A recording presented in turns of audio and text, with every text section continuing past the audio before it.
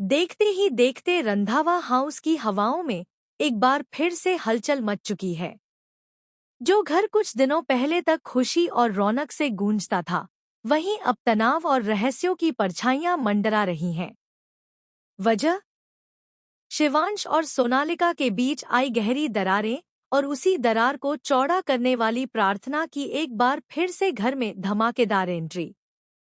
दोस्तों, सीरियल कुमकुम भाग्य का आने वाला ट्रैक आपके दिल की धड़कनों को तेज कर देगा, क्योंकि अब कहानी लेने वाली है ऐसा मोड़ जिसकी कल्पना तक शायद दर्शकों ने नहीं की होगी।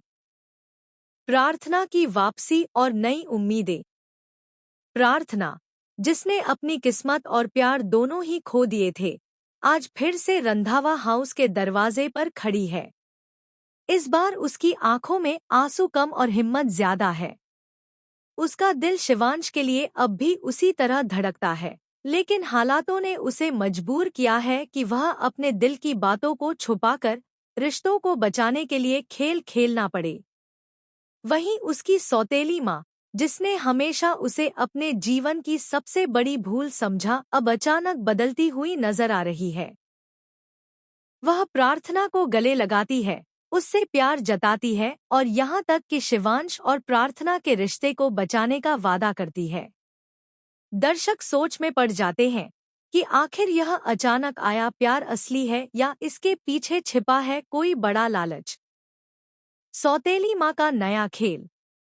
दोस्तों, यहाँ कहानी में असली ट्विस्ट शुरू होता है। जैसे ही सौतेली माँ को यह पता चलता है कि प्रार्थना डिवोर्स लेकर आ चुकी है, उसकी आंखों में चमक आ जाती है। चमक पैसे की, एल्यूमिनी की। वह बाहर से तो प्रार्थना और उसकी बहन गायत्री के सामने एक आदर्श माँ का किरदार निभाती है, लेकिन अंदर ही अंदर उसके दिमाग में खतरनाक खेल चल रहा है। वह चाहती है कि अदालत से मिलने वाली एल्यूमिनी की मोटी रकम उसके हाथ लगे, लेकिन सामने से खुद को मासूम और प्रार्थना की भलाई चाहने वाली दिखाए।